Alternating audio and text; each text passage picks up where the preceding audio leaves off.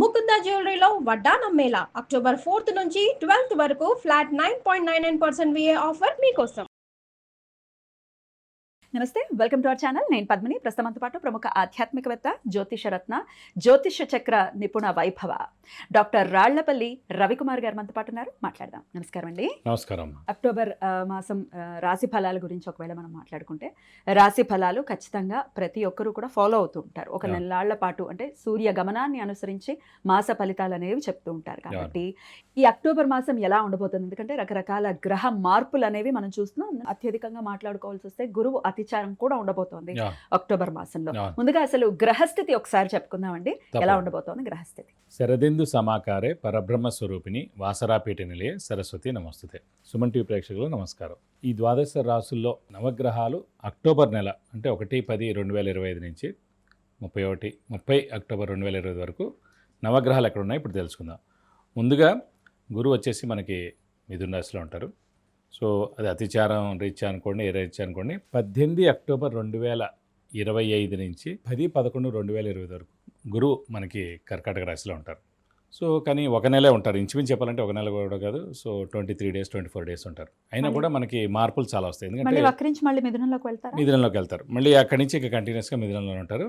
కానీ మనకి ఇప్పుడు కర్కాటకలో వచ్చింది అనుకోండి, మనం ఎప్పుడు గోచారం ఎలా చూసుకుంటాం అంటే, మన రాశి నుంచి 2, 5, 7, 9, 11 స్థానాల్లో గురువు ఎప్పుడైతే ప్రవేశిస్తారో ఆ సమయాల్లో ఉన్నత విద్య రావడం, నిరుద్యోగులకు ఉద్యోగం రావడం, ఉద్యోగస్తులు ప్రమోషన్స్ రావడం, name and fame, foreign tour visits, ఇలాంటివన్నీ రావడం. అది లగ్నరీత్యా చూస్తారా, రాశిరీత్యా? మనం గోచారం చెప్పుకుంటున్నప్పుడు రాశిరీత్యా చూస్తాం. మామూలుగా జాతకం బాగుంటే కనుక ఇది యాడ్ అవుతుందండి. 50% జాతకం ఉంటే కనుక 50% గోచారం. కానీ గోచారంలో మటుకు ఈవెంట్ అవ్వాలంటే ఖచ్చితంగా, ఇప్పుడు ఫర్ ఎగ్జాంపుల్ వివాహం కాని వాళ్ళు ఉన్నారనుకోండి, ఈ నెలల్లో వివాహం ఫిక్స్ అవ్వచ్చు. మొన్నటిదాకా వాళ్ళకి 4th హౌస్లో ఉన్నారనుకోండి, ఇప్పుడు వాళ్ళకి 5th హౌస్లో ఉంటారు కదా. ఇప్పుడు మీన రాశి వాళ్ళు ఉన్నారు, చతుర్థ స్థానంలో ఉన్నారు. కానీ ఇప్పుడు ఈ నెలల్లో 25 రోజులు మనకి 5th హౌస్లో ఉంటారు. కాబట్టి ఖచ్చితంగా ఈ నెలలు గట్టిగా ప్రయత్నిస్తే వివాహం కుదిరేందుకు అవకాశం ఉంది, అలాగే సంతానం కలిగేందుకు అవకాశం ఉంది. సో నిరుద్యోగులు ఉద్యోగం రావడం, ఫారెన్ టూర్ విజిట్స్, అసైన్మెంట్స్, మంచి వ్యాపారం స్టార్ట్ చేయడం, ఇలాంటివన్నీ కూడా జరుగుతుండేవి. సో గురువు వచ్చేసి మనకి ఈ 18-10 నుంచి 10-11 దాకా కర్కాటక రాశిలో ఉంటారు.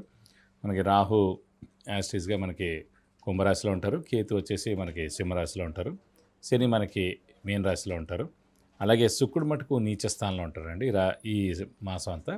అలాగే మనకి అక్టోబర్ 15 to నవంబర్ 15 ఫిక్స్డ్ అండి. ప్రతి సంవత్సరం కూడా రవి నీచ స్థానంలో ఉంటారు అన్నమాట. ఏప్రిల్ 15 to మే 15 ఉచ్చ స్థానంలో ఉంటారు.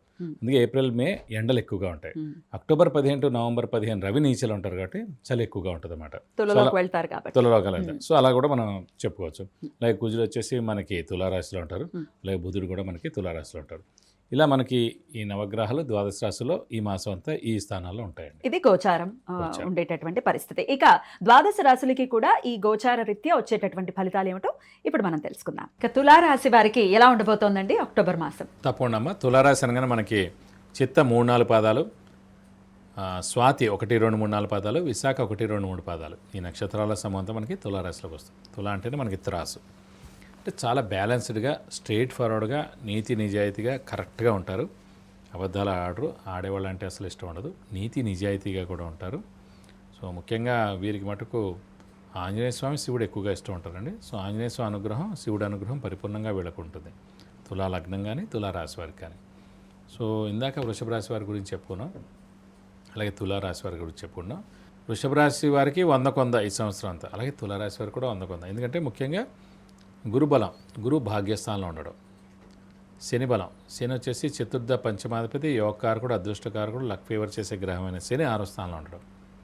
సో నెక్స్ట్ వచ్చేసి రాహుకేతులు. సో పంచమం రాహు, లాభం కేతు. సో పంచమ రాహు కొంచెం మిశ్రమ, లాభం కేతు మటు చాలా మంచిది. కాబట్టి ఈ రాశి వారికి పరిపూర్ణంగా చాలా బాగుంది. మనకేంటంటే ముఖ్యంగా ఆరోగ్యం, ఆయుష్ అత్యద్భుతంగా ఉంది. ఇంట్లో గృహిణులకి మానసిక ఒత్తిడి తగ్గుతుంది. అలాగే భాగ్యస్థానంలో ఎప్పుడైతే గురువు ప్రవేశిస్తాడో సంవత్సర కాలం ఉంటుంది. చతుర్థ స్థానంలో గురువు ప్రవేశించిన సంవత్సర కాలం ఉంటుంది. తులారాశి వారికి భాగ్యస్థానంలో ఉన్నారు కాబట్టి ఈ సంవత్సర కాలంలో ఖచ్చితంగా స్థలం కానీ, ఇల్లు కానీ కొనేందుకు కూడా అవకాశం ఉంది. అలాగే వెహికల్ కానీ, కార్ కానీ, 2 వీలర్ కానీ, కార్ కానీ కూడా కొనేందుకు అవకాశం. ఇల్లు అయితే 100% అండి. ఎందుకంటే భాగ్యస్థానంలో గురువు రావాలంటే 12 ఏళ్ళకి ఒకసారి వస్తాడు. సో ఖచ్చితంగా గృహయోగం ఉంటుంది అన్నమాట. సో దాని యొక్క అంటే మనం కూడా హార్డ్ వర్క్ చేయాలి.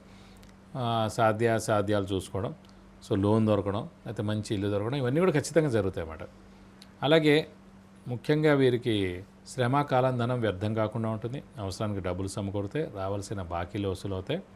షూరిటీస్ పెట్టవచ్చును. స్పెక్యులేషన్స్ కలిసి వస్తాయి. మధ్యవర్తిత్వం వహించవచ్చును. విద్యార్థులకి, రాజకీయ నాయకులకి, క్రీడాకారులకి, పత్రికా రంగం, యూట్యూబ్ రంగం, అలాగే సినిమా రంగం, వ్యాపార రంగం వీరందరూ కూడా అత్యద్భుతంగా ఉంటుందని చెప్పుకోవచ్చు. వ్యాపారస్తులకి కొత్త వ్యాపారం స్టార్ట్ చేసుకోవచ్చు, లేదంటే ఎక్స్పాన్షన్కి అయినా వెళ్ళచ్చు. అలాగే మిత్రులతో కలుస్తారు. అలాగే విందు వినోదాల్లో పాల్గొంటారు. ఇంట్లో శుభకార్యాలు జరుగుతాయి. ఇంట్లో బంధువులతో మీ ఇల్లు కళకళలాడుతుంటుంది. ఆ శుభకార్యాలు పెళ్ళిళ్ళకి అవుతాయని అనుకోవచ్చు. ఖచ్చితంగా. ఎందుకంటే భాగ్యస్థానంలో గురువు ఉంది కదా. భాగ్యస్థానం అంటేనే 9వ స్థానం, పూర్వజన్మ సుకృతం, అలాగే మనం పూజించే దేవుడు, ఇవన్నీ కూడా 9th హౌస్ అండి. సో అలాంటి 9th హౌస్లో గురువు ఉన్నాడు కాబట్టి ఖచ్చితంగా దైవబలం, దైవానుగ్రహం అనేది ఉంటుంది. తీర్థయాత్రలు చేస్తారు, గుళ్ళు గోపురాలు వెళ్ళొస్తారు, అలాగే గురువుని దర్శిస్తారు, గురువు యొక్క బ్లెస్సింగ్స్ పొందుతారు. అలాగే నిరుద్యోగులకు ఉద్యోగం రావడం, ఉద్యోగస్తులకు ప్రమోషన్స్ రావడం, మంచి నేమ్ అండ్ ఫేమ్ రావడం, బాస్ నుంచి మన్నన పొందడం, అలాగే ఫారిన్ టూర్ విజిట్స్, అసైన్మెంట్స్ కలిసి రావడం, అలాగే విద్యార్థులు కూడా మంచి ర్యాంక్ సాధించడం, మంచి యూనివర్సిటీస్లో సీట్ రావడం, అయితే ఫారెన్లో కూడా మంచి సీట్ రావడం, ఫారెన్లో కూడా మంచి జాబ్ రావడం, ఇవన్నీ కూడా జరుగుతాయి. సో పట్టిందల్లా బంగారం చెప్పుకోవచ్చండి తులారాశి మొత్తానికి. ఇక సంతాన సాఫల్యత ఎలా ఉంటుంది అనుకో? మెయిన్గా అంటే భాగ్యస్థానంలో ఎప్పుడైతే గురువు ఉందో వివాహితులకి పెళ్ళైన వాళ్ళకి ఆల్రెడీ వాళ్ళ లైఫ్ చాలా బాగుంటుంది. పెళ్లి కాని వారికి ఖచ్చితంగా పెళ్ళి అవుతుంది. అలాగే సంతానం లేని వారికి సంతానం ఖచ్చితంగా కలుగుతుంది. ఎందుకంటే గురువు అక్కడ మనకి భాగ్యస్థానంలో ఉన్నాడు కాబట్టి ఖచ్చితంగా సంతానం లేని వారికి సంతానం కలుగుతుందండి. ఎట్టి పరిస్థితిలో ఖచ్చితం అనమాట. సో కొంచెం మనం మానవ ప్రయత్నం కూడా చేయాలి. సో ఈ సమయంలో అంటే ఎప్పుడైతే గుర్తుపెట్టుకోండి, మెయిన్గా గురుబలం బాగా ఉన్నప్పుడు వివాహమైన సంతానం కలిగిన వాళ్ళ లైఫ్ చాలా బాగుంటుంది. అందుకే వాళ్ళకి మంచి ముహూర్తం కూడా దొరుకుతుంది. అన్నీ అలా లైన్గా ఉంటాయండి.